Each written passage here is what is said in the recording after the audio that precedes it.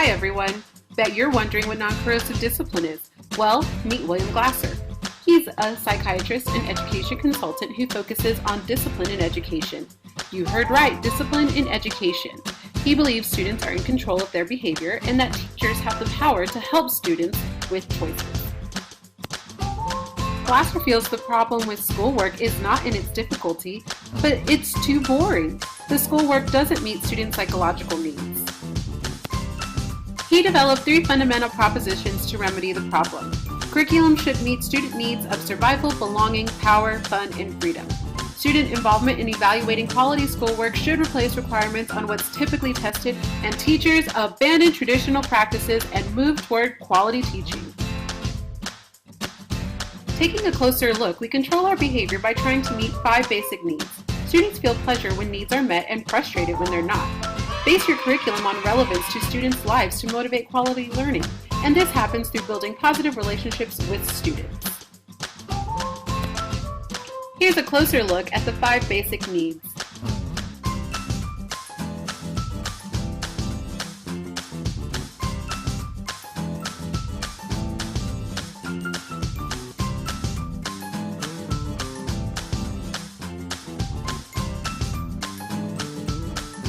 Let's head over to Miss Benya's classroom where we find Andrew.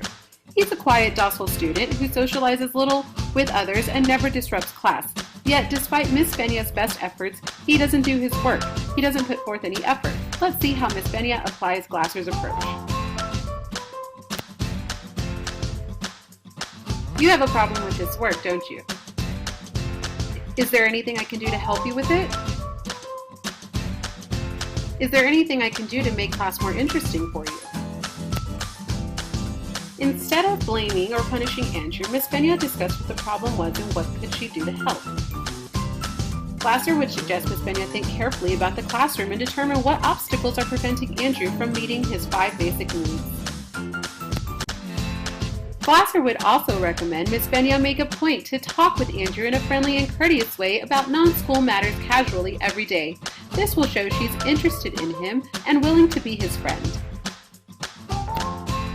Here are some other questions Miss Benya could have used to help with her discussion. Is there anything in class you enjoy doing? Do you think for a while you might like to do only those things? Is there anything we have discussed in class you'd like to learn very well? Now let's move on to quality schoolwork and self-evaluation.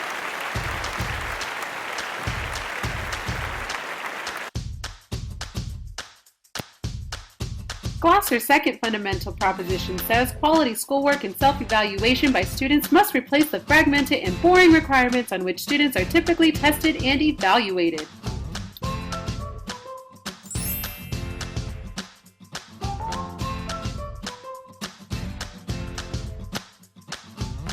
Misbehavior is bad behavior by choice. Glasser feels at least half of today's students will not commit themselves to learning if they find their school experience boring, frustrating, or otherwise dissatisfying.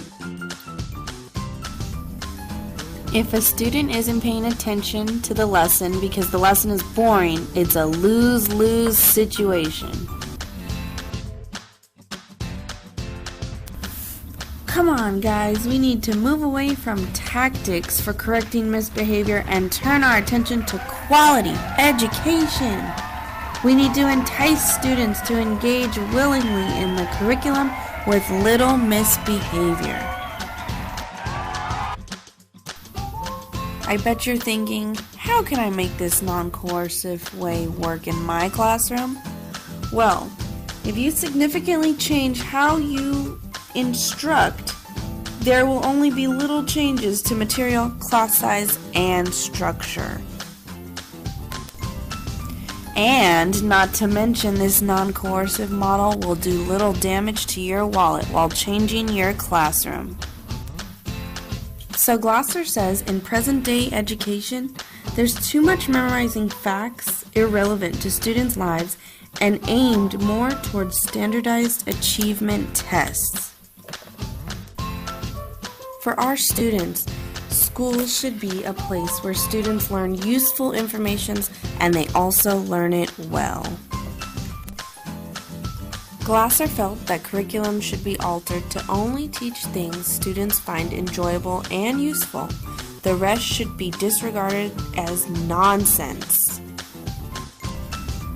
So just like the concept of class meetings and having the students involved, when a teacher introduces a new subject, they should ask students what they want to learn about in depth.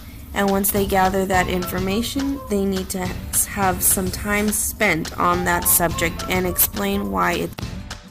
In order to evaluate learning, students should explain why the material they have learned is valuable and how and where it can be used. Now let's find out how abandoning your traditional teaching practices will help you be a quality teacher in your classroom. Glasser's third fundamental proposition is abandon traditional teaching practices and move toward quality teaching. Teachers, you must identify the needed changes and put them into effect. Let's examine how. I know, you hear abandon traditional teaching practices. What do I do? Well, strive for this. Teachers, start by providing a warm, supportive classroom climate. Let students know who you are, what you stand for, what you'll do for them. Have students only work on what's useful, skills students value in their lives. Only memorize what's essential. Ask students to do their best. Nurture students' quality of work. Involve students by letting them evaluate their work and improve it. Have students use SIR, self-evaluation, improvement, and repetition until quality is achieved. Remind them quality comes from improvements that result from continued effort. Help students see that quality work makes them feel good. Remind them work is never destructive.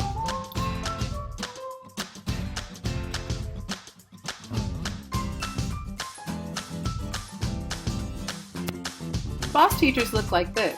They set tasks and standards for student learning. They talk rather than demonstrate and rarely ask for student input.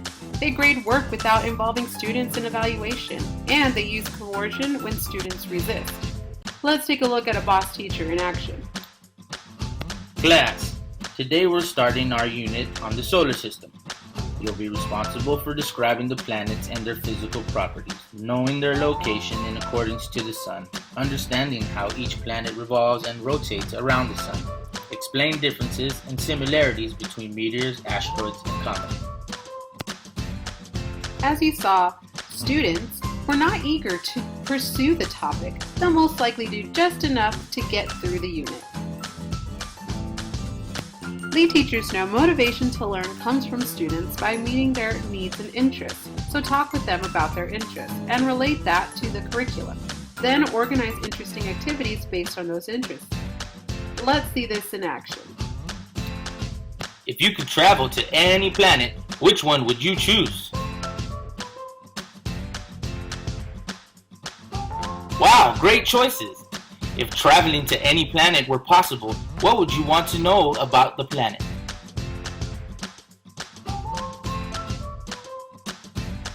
From there, the lead teacher would explore resources needed for quality work. Then he would show students ways their work can be done. Last, he would provide students with as much help as possible to achieve this quality work. Let's take a look at how quality of teaching applies to discipline. Avoid the trap of becoming adversaries with students. Instead, work with them to establish standards of conduct in the classroom. Have a class discussion on the importance of quality of work. Explain you'll do everything possible to help them learn. Lead discussions to how rules can help them produce quality work. And get advice from students on what happens if rules are broken. Teachers, remember to ask students, what can I do to help? And hold class meetings to explore alternatives to inappropriate behavior. Now let's take a look at Miss Medina's classroom. Lexi pushed Liz when she walked past her. Miss Medina sits with Lexi to discuss and solve the problem. Lexi, I want to help you work this out. I'm not interested in punishing you. What were you doing when the problem started? Was pushing her against the rules? Can we work things out so it won't happen again? What can you and I do to keep it from happening? As you saw, Miss Medina wasted no time on finding fault. Instead, she focused on helping Lexi find a solution so the problem wouldn't occur again. Teachers, practice non-coercive discipline in your classroom. Remember, be open to student suggestions and helpful. Be a lead teacher, not a boss teacher. Have class meetings to gain student input and discuss why misbehavior is inappropriate. Remember to always ask, what can I do to help? Teachers, act like problem solvers and stop arguing or punishing students. Be the lead teacher of your classroom.